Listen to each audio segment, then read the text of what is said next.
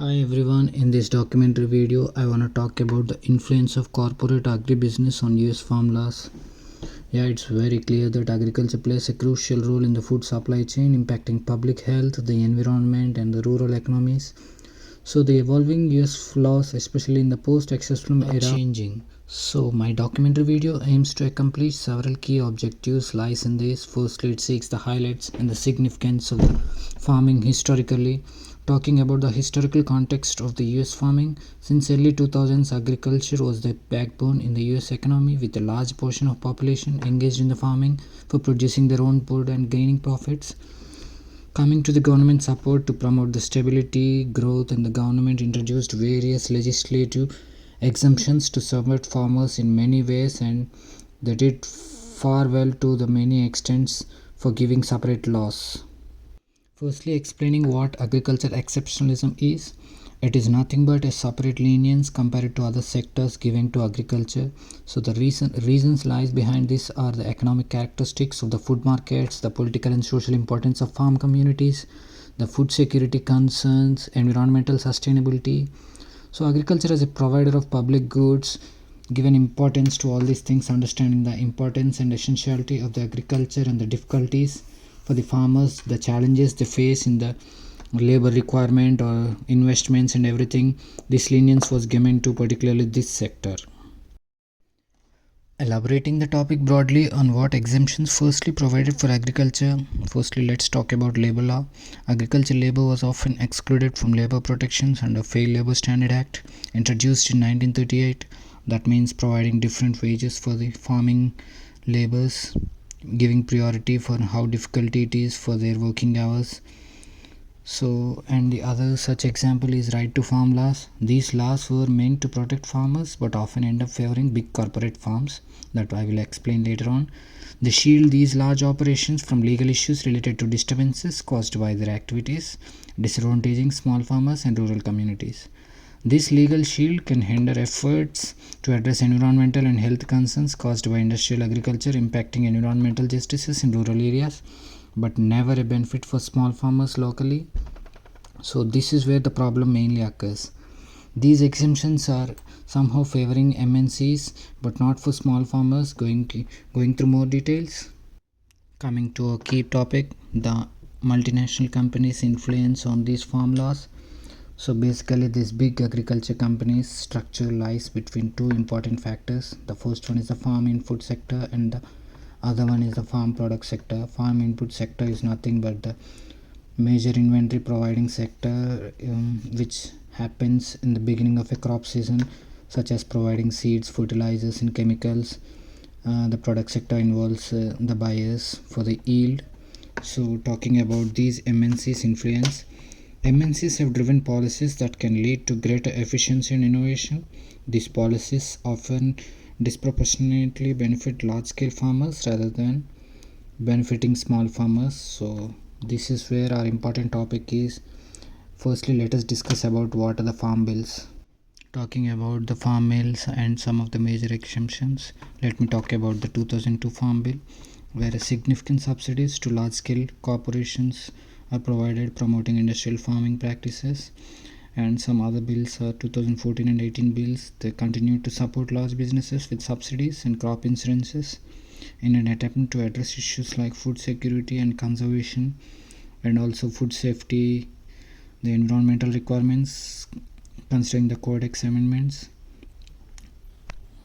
And other important change through the farm bill is the introduction of Food Safety Modernization Act, the FSMA, in 2011, and shift of focus on food safety. US farm law imposed significant compliance costs that were easier for large food companies to absorb compared to the small producers.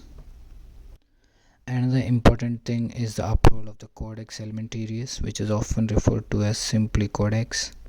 This is a collection of internationally recognized standards, guidelines, and codes of practice related to food safety and quality assurance. Another such change we have seen over the years is about the farmer markets compared to early 1900s, and now there are a lot of changes happened with the farmer markets. Earlier there would be lot of farmers involved in the farmer markets with no such mm, permits and easy licenses were provided in the earlier stages, but with the change in farming bills, the health and safety regulations, and the food safety, the food security reasons, the exemptions got pretty tight, and the tax also got increased significantly, which is not a burden for the large scale farmers or the big corporates, but is definitely showing greater impact on small farmers, considering how difficult it is to manage all these expenses and sell their produce after getting license in the local markets. We should consider this as well. GMO, genetically modified organisms, were first addressed in the US Farm Bill in 1990. However, significant development regarding GMOs in farm bills have occurred over the years, with various provisions over the regulations, labeling, and research. Over the years, various countries, including the US, have relaxed regulations around GMOs. So, this has benefited large biotech and agriculture companies that develop and market GMO seeds and products. Elaborating more about how the GMOs Farm Bill evolved. In 1990, this was the first time GMOs was formally addressed, and then in 2000s, over the years, subsequent farm bills continued to support biotechnology research. For instance, the 2002 Farm Bill included funding for biotech crop research. In 2014 Farm Bill, this support to development commercialization of new biotech crops has established. It also provided funding for research in the environmental and economic impacts of GMOs. Also in 2018 Farm Bill, they solidified the support for biotechnology. It included provisions for the National Bioengineered Food Disclosure Standard, which mandated the labeling of GMO foods. So this inclusion of GMOs in farm bills have significantly influenced agriculture practices, food safety, research and funding, regulatory frameworks. It has helped the development of crops that are more resistant to pests, diseases, and environmental conditions, potentially increasing agricultural productivity. However, it has also sparked debates on food safety, environmental impact, and the role of multinational corporations in agriculture, and how are these going to help the environment and its sustainability. So that's where the question arises again. In summary, while agriculture exceptionalism still exists in some areas, there is a clear movement towards strong regulation and alignment with global standards, suggesting that its influence is diminishing. So, the waning of agriculture exceptionalism can be seen as both good and bad depending on the perspective we see. The good aspects include enhancing food safety, environmental protection, fair labor practices, and the bad aspects, which are the major ones according to me, are the increased costs for the farmers. The strictened regulations can increase the operational cost for farmers, particularly small farmers who may struggle to comply with new standards.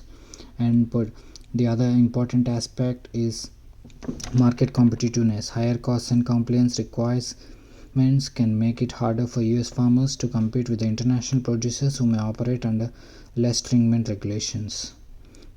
Overall, the waning of agriculture exceptionalism aims to create a safer and more equitable and environmentally sustainable food system. However, it also presents challenges, especially for small farmers who may need support to adopt new regulations. Balancing these aspects is key to ensuring the benefits that outweigh the drawbacks. So, this is my assessment on the influence of corporate agribusiness on US farm laws, and I believe the US seems to be moving towards a post-exceptionalism period in agriculture. This means that the special exemptions and leniencies that farmers have traditionally enjoyed are gradually being reduced.